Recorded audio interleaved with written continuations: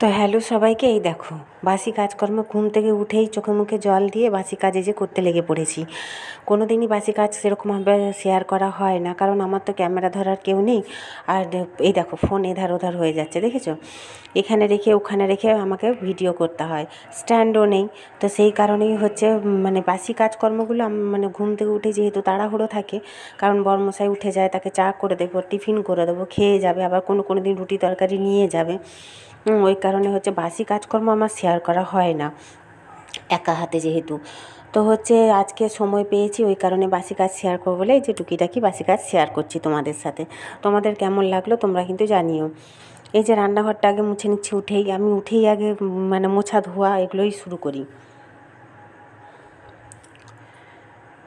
টুকিটাকি বাইরে ওই যে কোকিল লাগছে, জল পড়ছে, সেগুলোও হচ্ছে তোমার সাউন্ড আসছে। কেন বলো তো? ওই সাউন্ডটা রেখেছি। এই দেওয়ালগুলো মাঝে মাঝে মুছে আমি পরিষ্কার করার চেষ্টা করি, যেদিন সময় থাকে হাতে বেশি সেই দিন। সব দিন অবশ্য করার সময় পাই না, ওই যে বললাম না, যেদিন বরমশাই হচ্ছে টিফিন ফিফিন নিয়ে যায় সেদিন আরোই বেশি আমার সময় হয় না। তারপর কাঁচা ধোয়া থাকে, আমি তো সকালবেলাটাই বেশিরভাগ কাঁচা ধোয়াটা করে নিই। তাহলে কী হয় বলো তো, 9টা-10টার মধ্যে সব শুকিয়ে যায়। আর শীতকালে যেহেতু এই অভ্যেসটা করেছি, ওই কারণে সারাদিন প্রতিদিনই এই কাজটাই করার ইচ্ছে করি। তাহলে নিজেরও চাপটা বেশি হয় না, খুব কম হয় চাপটা। যদিও বা এখন চাপ সেরকম সংসারে কিছুই নেই। আগে এত বছর 17 বছর প্রচুর চাপে ছিলাম, কিন্তু এখন তো যে যার আলাদা হয়ে গেছে। মানে ছোট ছোট সবার সংসার হয়েছে, স্বামী স্ত্রী আর বাচ্চা, এই 3জনের। তারপরে মেয়ে হচ্ছে হোস্টেলে থাকে, এখন মেয়েও কাছে থাকে না, সেই কারণেই হচ্ছে তোমার কাজের চাপ অনেকটাই কম। তবু এই যে সকালটা তাড়া থাকে, আর সকালেই দেখবে আমাদের বাড়ির বউদের যত কাজকর্ম থাকে। তো বকবক করতে করতে এই দেখো রান্নাঘর মোছা হয়ে গেছে, এবার এই বারান্দাটা মুছছি, ঘরগুলো পরে মুছবো। সবই না লম্বা টানা, কী বলো তো, মানে জ্যাঠতো খুড়তো সব মেশানো, তো মানে এই দেওয়ালটা কাকা শ্বশুরের, ওই দেওয়ালটা জ্যাঠা শ্বশুরের দিকে, মানে সবই তো। আমরা যেহেতু মাঝখানে থাকি, বাম সাইডে থাকে হচ্ছে কাকা শ্বশুররা, ডান দিকে থাকে জ্যাঠা শ্বশুররা। এই কারণেই হচ্ছে তোমার মানে জয়েন্ট ফ্যামিলির কারণে সব লম্বা টানা টানা ঘর দুয়ার আমাদের। মানে ঘরের খুব একটা মানে মানে কী বলবো আর, মানে সিস্টেমে ঘর নেই। আগেকার যুগের ঘর জানোই তো, ওই টুকিটাকি নতুন করা হয়েছে, টুকিটাকি। তাও ওই যে দেওয়ালগুলো দেখলে তোমরা বুঝতে পারবে, 2016-তে কিন্তু পুরো রিপেয়ার করা হয়েছে। আবার 2016 কী গো, এই তো কয়েকদিন আগে করা হলো, দাদা করলো, বছর খানেকও এখনও হয়নি, তবুও ঝরে যাচ্ছে। দেখো কোথায় হাত দেবে, বললাম না পুরোনো দিনের ঘর। এখানে হাত দিলে ওই দিক ঝরে যাচ্ছে, ওই দিক হাত দিলে সেই দিক ঝরে ঝরে পড়ছে। এ ঘরের কোনো আর ইয়ে নেই। তার উপরে রাস্তায় তো বড় বড় গাড়ি যায়, জানোই তোমরা।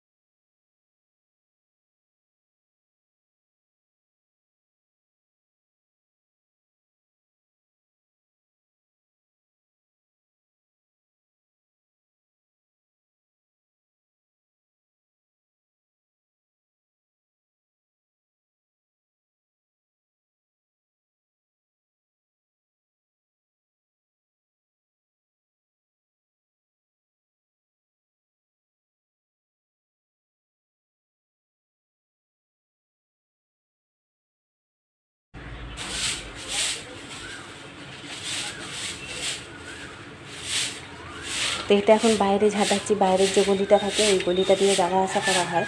এটা হচ্ছে এই পাশের দিকে, রাস্তার দিকে নয়।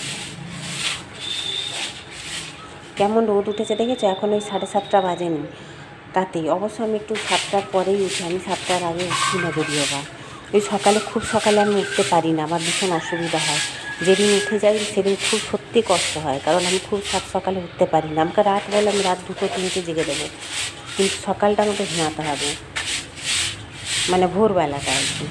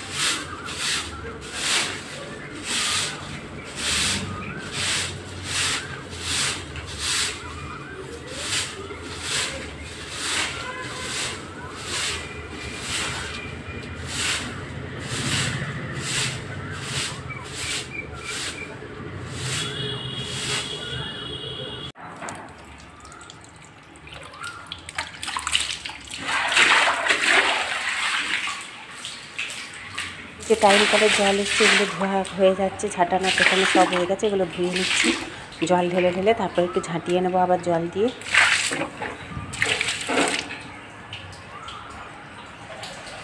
এই দেখো টাইম কলের জল পড়ছে, ওই যে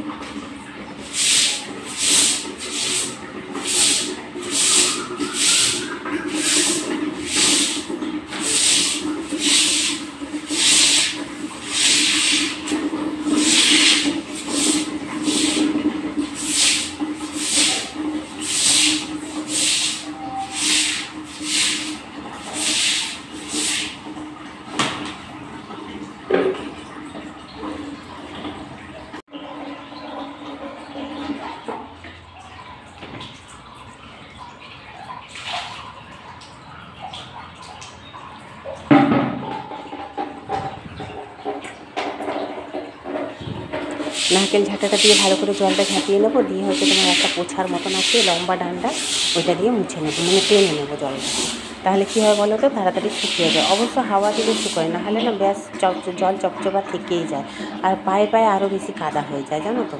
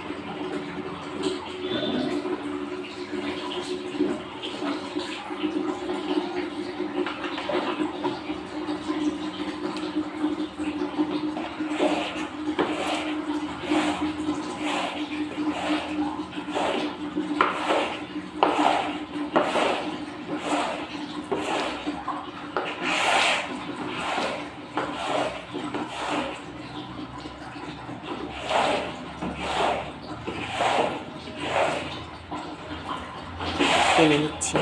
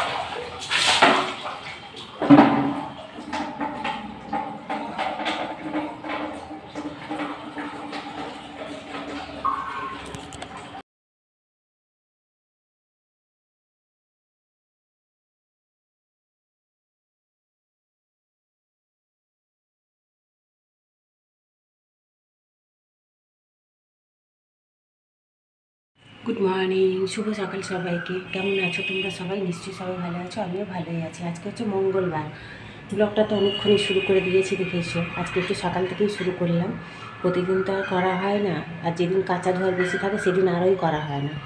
তো কাচাকুচি করে নিয়েছি, এখন চা বসাবো। রান্নাঘরে এসেছি, দুধটা কেটে গেছে দেখছি। প্রতিদিনকে পাঠালাম এই সামনের দোকানে 10 টাকা দিয়ে ছোট্ট একটা প্যাকেট আনতে, দুধ এসে যাবে একটু পরে।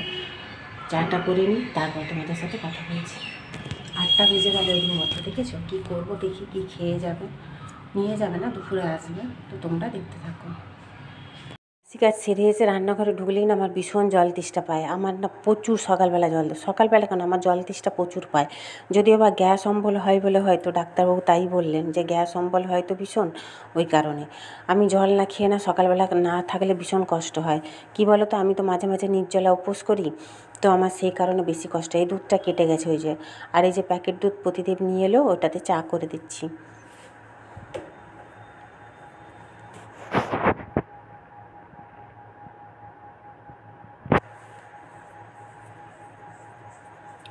মাথাটা এইসব, এইখানটা কী হয়েছে দেখো, মাথাটা এইসবে চিরুনি দিলাম।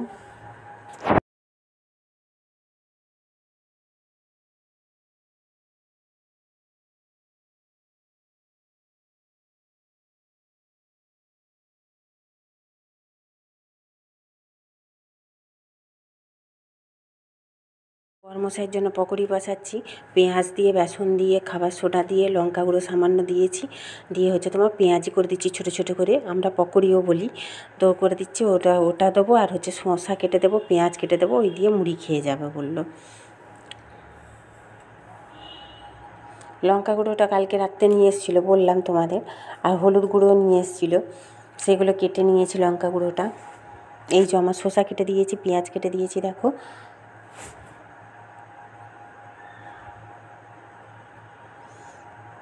এই জামটায় মুড়ি দেবো। সব কাজ মোটামুটি হয়ে গেছে, বাসি কাজ। এখন ঘরটা মুছবো, আরেকবার ভালো করে মুছে দিয়ে স্নান করবো, পুজো সারবো, আর কিছু এখন করব না। দুধ বসিয়ে দিয়েছি, দুধ এসে গেছে, বড়মশাইকে খেতে দিচ্ছি, সে খেয়ে দিয়ে ডিউটি চলেও গেল, বেরিয়ে গেল, ওই 2 মিনিট হলো বেরিয়ে গেল। তো আমি এখন আগে ঘরটা মুছবো, স্নান করবো, পুজো সারবো, কারণ মেয়েটার আজকে না পরীক্ষা, 11টা থেকে পরীক্ষা। নিচেই একই ফ্লোরে, ওপরে হোস্টেল, নিচে কলেজ, নিচেই পরীক্ষা। কিন্তু ভীষণ ভয় পাচ্ছে মেয়েটা, কেন কে জানে, কাল থেকে ভীষণ টেনশান করছে। ভয় পাচ্ছে বলতে টেনশান করছে, অ্যাকচুয়ালি নতুন জায়গা, নতুন বই, সব কিছু তো। অবশ্য ও কিন্তু পড়াশোনায় ভয় পায় না কোনো দিন, কালকের থেকে দেখছি ভীষণ টেনশান করছে। ফোনে বোঝা যায় তো, মা তো বুঝতে পারি, বলছে ও মা ভীষণ টেনশান হচ্ছে, কেন কে জানে, জানি না, নাকি কেউ কিছু বলেছে ভয় পাচ্ছে, নাকি বুঝতে পারছি না। ও ভীষণ চাপা, আমার মেয়ে ভীষণ চাপা, কোনো কিছু বলতে চায় না চট করে। কালকে থেকে বলছে মা টেনশান। আমারও রাত্রেবেলা অনেকবার ঘুম ভেঙে গেছে, ঠাকুরকে ডেকেছি, ভগবান লোকনাথ বাবাকে আমি ভীষণ মানি, বিশেষ করে বাচ্চার জন্য, তো ওনাকে সবসময় স্মরণ করছি। সকাল থেকেও 3 বাচ্চা আবার মানে করেছি। এখন স্নান করবো, আগে পুজো সারবো, ঠাকুরের কাছে একটু বসবো, তারপরে যা হয় হবে। আগে স্নানটা করি, স্নানটা সেরে যতক্ষণ না পুজোটা হচ্ছে ততক্ষণ শান্তি নেই। 10:30টায় কলেজে চলে যাবে, 11টা থেকে পরীক্ষা শুরু, 3 ঘন্টার পরীক্ষা, 2টো পর্যন্ত, আজকে আর কালকে। তো কাল থেকে বলতে নেই, এমনিতে আমার মেয়ে পড়াশোনায় ভালো, খারাপ না, আর ওকে পড়া নিয়ে কোনো দিন বলতে হয় না, কোনো দিন না। আজ ছোটো থেকেই ও ভীষণ হুঁশিয়ার, সব কিছুতে না হলে পড়াশোনায় ওকে কোনো দিন বলতে হয় না যে এটা পড় কিংবা ওটা পড়ে নে, করে নে, কোনো, বিশেষ করে পড়াশোনাটা কোনো দিন বলতে হয়নি। কাল থেকে দেখছি ভীষণ টেনশান করছে ও টেনশান করা মানে আমি বুঝতে পারছি যে কিছু অ্যাকচুয়ালি নতুন জায়গা তো, ঘাবড়ে যাচ্ছে। এই ফার্স্ট পরীক্ষা দেবে, এমনি ক্লাসের পরীক্ষা, এটা তো ফাইনাল, ফার্স্ট সেমিস্টারের ফাইনাল পরীক্ষা। তো যাই হোক, আর কথা বলবো না, বক করবো না, মনটা আমারও স্থির নেই। আগে যতক্ষণ না ঠাকুরের কাছে বসছি ততক্ষণ মনটা স্থির নেই। ঠাকুরের কাছে 10 বার ধরে ঠাকুরকে প্রার্থনা করছি, 10 বার ধরে। দেখি, এখন চা খেয়েছি শুধু, আর কিছু খাইনি, ওই জন্য পুজোটা সারি, তারপরে খাবো। আজ আবার মঙ্গলবার, লোকনাথ বাবাকেও ডাকছি, মা কালীকেও ডাকছি। যাই হোক, কিছু না, মেয়েটার মন থেকে যেন ভয়টা সরে যায়। ও টেনশান করছে, ভয় পাচ্ছে, সকালবেলা উঠে গেছে অনেকক্ষণ, সত্যি ওই রকম ভয় কোনো দিন পায় না। সেই ছোটোবেলায় এরকম করতো, একদম ছোটোবেলায়, নাহলে এতদিন এত পরীক্ষা দিয়েছে। কাল থেকে দেখছি একটু টেনশান করছে, আমারও টেনশান হচ্ছে ওর কথা শুনে। যাই হোক, চলো এবার যাই, স্নান পুজোটা সারি, পরে তখন কথা বলবো।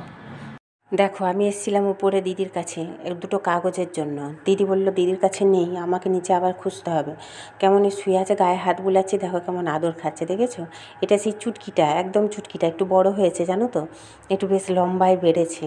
তিরিং তিরিং এখন যাই হোক লাফায়, এখন শরীরটাও আর খুব একটা খারাপ করে না। আগে যেমন দুদিন ছাড়াই মাথা ঘুরিয়ে পড়ে থাকতো, এখন কিন্তু অতটা হয় না। অবশ্য দুদিন ছাড়া দিদি ওআরএস, গ্যাসের ওষুধ, ওকে স্নান করায়, দেখেছো তো, আগের ভিডিওতেও দেখিয়েছি। দিদি ভীষণ যত্ন করে ওদের দুজনকে। এই যে হলুদ গুঁড়ো এনেছে, হলুদ গুঁড়োটা এখন ঢালি। কালকে তেল আনিয়েছি, সাদা তেলটা একদম বাড়ন্ত, সর্ষের তেলও বাড়ন্ত।